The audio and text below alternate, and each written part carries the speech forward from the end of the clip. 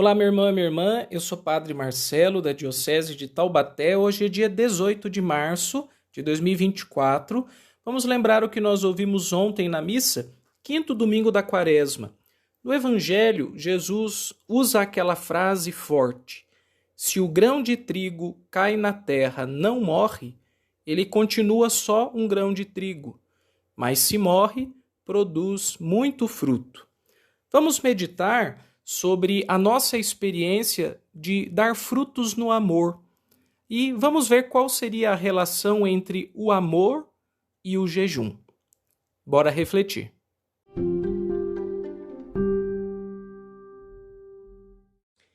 Eu vou dividir a minha reflexão em dois momentos. Num primeiro momento, vamos refletir sobre o amor a Deus e o jejum. E no segundo, sobre o amor ao próximo e o jejum. Vamos lá. Primeiramente, o amor a Deus. O que significa este mandamento de amar a Deus sobre todas as coisas e que constitui a razão última da nossa fé, da nossa religião? Estarmos unidos a Deus no amor. Isso poderia ser traduzido de modo mais palpável, concreto, por meio de duas atitudes. Uma atitude que vamos chamar de negativa, uma negação, e uma atitude positiva, ou seja, uma busca, uma procura, uma ação. A negativa seria a morte do nosso eu, e a positiva, uma vida inteira vivida para Deus. Então vamos lá, a morte do eu representa que aos poucos vou me esvaziando de mim mesmo para dar a Deus o espaço cada vez maior na minha vida. É o que alguns autores místicos vão chamar de morte mística. E o versículo bíblico que geralmente usam para exemplificar esse conceito é aquele de São Paulo apóstolo. Já não sou eu que vivo, é Cristo que vive em mim. Na tradição cristã, nós não procuramos uma aniquilação total do eu. Eu não me perco totalmente a ponto de não ter mais liberdade, inteligência, afeto e corpo próprio. Mas eu vou me fundindo de tal maneira a Deus, me unindo de tal maneira a Deus, que eu, continuando ser eu mesmo, no exercício da minha liberdade, eu deixo que Deus tenha mais espaço dentro de mim do que eu mesmo gostaria de ter espaço para mim. Ou seja, eu me retraio em alguns aspectos para que Deus me acesse e como efeito rebote eu me dilato, ou seja, eu não só perco, eu ganho. Eu me dilato na direção de uma vida espiritual, de uma vida sacralizada, uma vida de filho de Deus. Mas para isso eu preciso me esvaziar do meu ego. Talvez essa distinção seja muito útil. O que Deus espera de nós para uma vida plena nele, para um amor total a ele, é um esvaziamento do ego, mas nunca um deixar de ser si mesmo. Eu sempre serei eu mesmo. E o meu eu não é um problema para Deus. Ou numa linguagem mais técnica, o meu si não é um problema para Deus. Do contrário, Deus é quem criou, desejou, amou e chama o meu si, a minha identidade mais profunda, aquilo que só eu posso corresponder, oferecer e fazer por ele, para ele. Mas o que atrapalha a Deus é o meu ego. E o ego, geralmente, numa linguagem espiritual, é constituído do meu falso eu. É um eu de performance, é um eu de maquiagens, é um eu de títulos, é um eu de posições sociais. O ego é um fantasma do meu eu verdadeiro. Por isso, na tradição inaciana, costuma-se dizer que existem dois reinos, o reino de Deus e o reino do ego.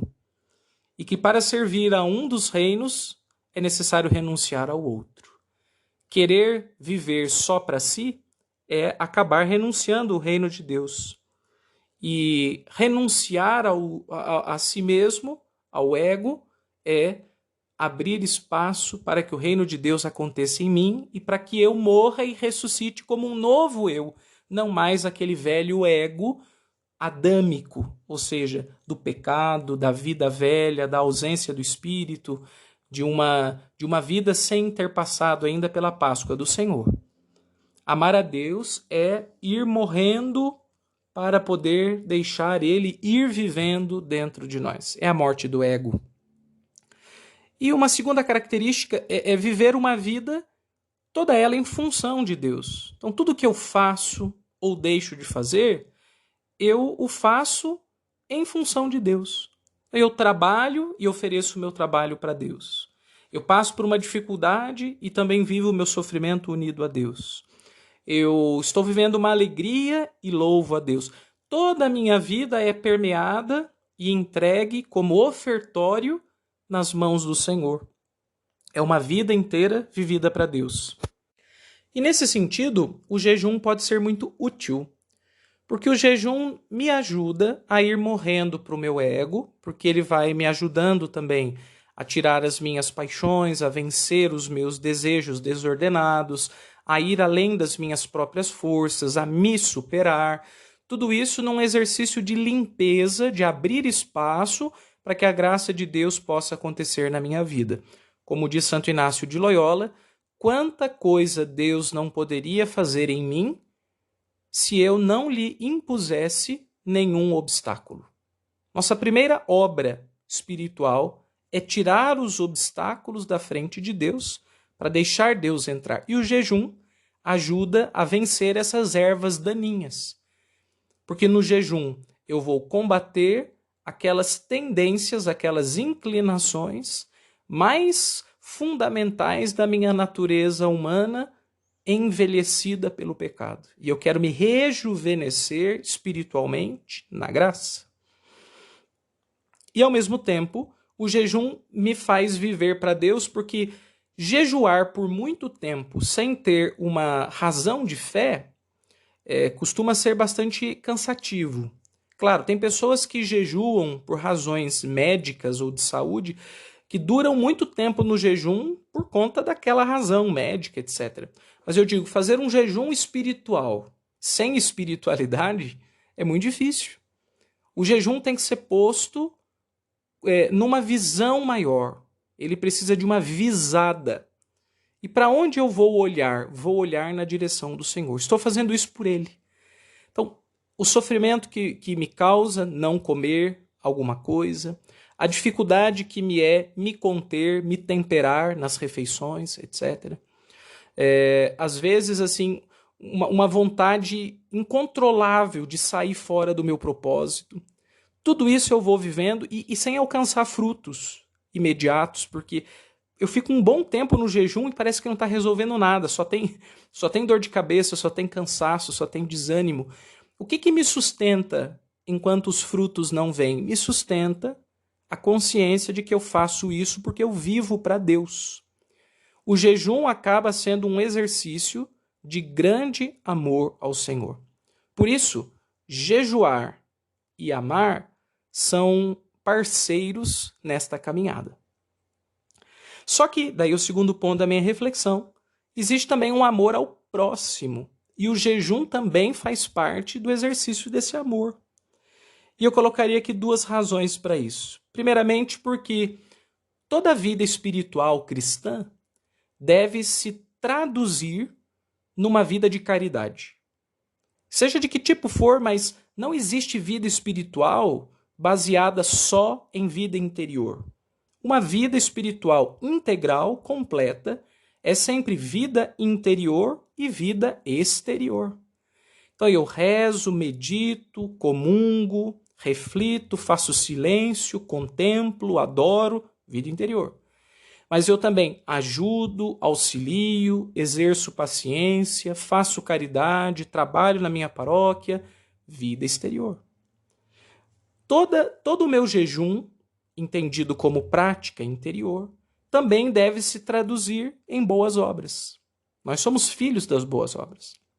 E daí, isso se manifesta de duas maneiras muito concretas. Primeiramente, Porque aquele esforço que eu estou fazendo do jejum, ele vai mexer com muita coisa dentro de mim. Vai mexer com o meu humor, vai mexer com a minha paciência. E daí, quando eu for me relacionar com alguém, o risco que eu corro é de querer jogar na pessoa o cansaço do meu jejum. E aí o meu desafio, o jejum me desafia mais uma vez. Além de eu ter que aguentar a barra, de não estar comendo alguma coisa que eu gosto, de ter diminuído o ritmo das refeições, além disso, eu vou começar a tratar melhor as pessoas. Muita gente faz jejum, mas se torna insuportável para os outros. Seria melhor que jejuasse menos e amasse mais. Um jejum que não leva ao amor é um jejum duvidoso, no mínimo duvidoso. Essa é a primeira atenção que a gente tem que ter. A caridade com os outros no desafio de jejuar. Agora, existe uma segunda coisa, e isso nos ensina a venerável tradição cristã, que nós devemos traduzir concretamente o nosso jejum na caridade para alguém. Ou seja, o que eu não comi deve ser repassado para alguém que passa fome. Então, por exemplo, se durante toda a minha quaresma eu deixei de tomar refrigerante, o que eu posso fazer? Eu calculo quanto eu gastaria de refrigerante na quaresma. Suponha lá que deu R$100. Eu vou pegar esses R$100 e levar ou para uma pessoa que eu conheço que passa necessidade, ou para alguma igreja, como forma de doação para a caridade, ou para alguma instituição que trabalha com caridade ou com benefício social.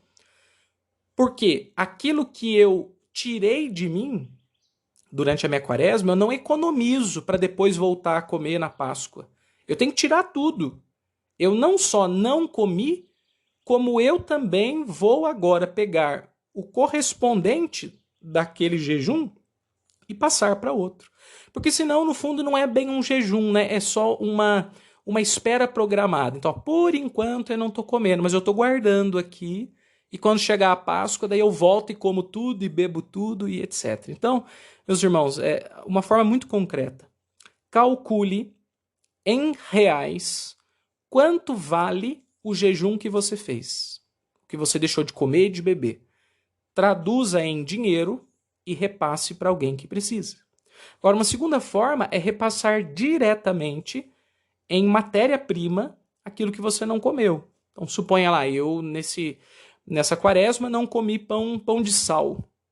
Então, eu vou comprar o equivalente de pão de sal, três sacos de pão de sal lá, imaginando que eu coma bastante, 4 sacos de pão de sal, e eu vou levar para alguma família carente, para alguma pessoa que precisa fazer uma doação. Não precisa ser em dinheiro, pode ser na própria espécie, na própria matéria-prima, mas o jejum tem que virar caridade. Senão, não completa o ciclo do jejum. O jejum tem pelo menos 3 ciclos. O primeiro, eu abro mão de alguma coisa concreta, de comer ou de beber. Segundo, eu volto meu coração para Deus durante esse jejum. Então não é só não comer e beber, mas é voltar para Deus. E terceiro, eu transformo o meu jejum em caridade para o próximo. E daí eu fecho o ciclo. Não passe essa quaresma sem fechar o ciclo do seu jejum. E o segundo aspecto do jejum e do amor ao próximo é a morte do consumismo. Ora, consumidores, no sentido mais geral da palavra, nós somos, a gente consome. Para poder viver, a gente precisa consumir certas coisas, que vão desde das necessidades básicas, né, água e alimentação, até elementos mais culturais, como livro, roupas e etc. Mas o que é o problema para o cristão? É o consumismo, que é uma vida para consumir. Então, eu preciso ter muito, eu preciso ter mais, eu não vivo se eu não tiver. E daí a minha vida deixa de ser uma vida para Deus, que a gente falou agora há pouco, e ela passa a ser uma vida para as coisas. Quando eu faço jejum e tenho que passar para os outros o que era meu, passar para frente o que eu abandonei, o que eu estou fazendo? Eu estou abrindo mão do consumismo. Por isso o jejum, ele me liberta e ao mesmo tempo salva alguém a quem carece de matéria-prima, de de material para poder viver. Tem gente que não tem nem 2 camisetas, gente, para vestir. A gente não pode se enganar. A fé não pode fazer com que a gente fique completamente desconexo da realidade de muitas pessoas. Olha, vejamos nas nossas paróquias, mesmo paróquias centrais ou de bairros socialmente privilegiados, mas nas bordas do bairro, ou às vezes dentro. As pessoas que frequentam a nossa igreja, tem pessoas que passam muita necessidade. E os santos lá da patrística, dos primeiros séculos da igreja, eram muito incisivos com relação a isso. O que sobra para mim falta para alguém.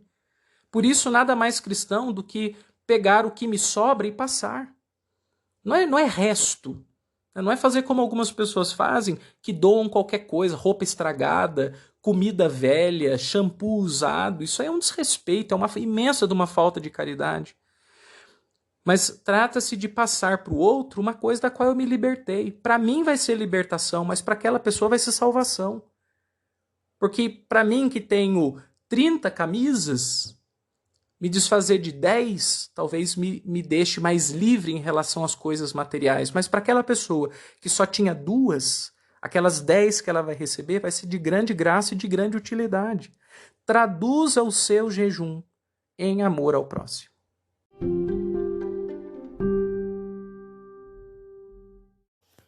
Nós estamos começando mais uma semana e, como exercício muito prático, convido a você a fazer a contabilidade do seu jejum. O que você deixou por amor a Deus? Primeira pergunta. Segunda pergunta, quanto vale o que você deixou financeiramente? Terceira pergunta, para quem eu posso repassar esse valor, seja em cash, seja em alguma matéria-prima comprada, uma cesta básica, etc., que possa se beneficiar com o jejum que eu fiz. Vamos fazer caridade com o jejum que praticamos por amor a Deus. Te desejo uma excelente semana e até a próxima com mais um Ontem na Missa. Até logo, pessoal!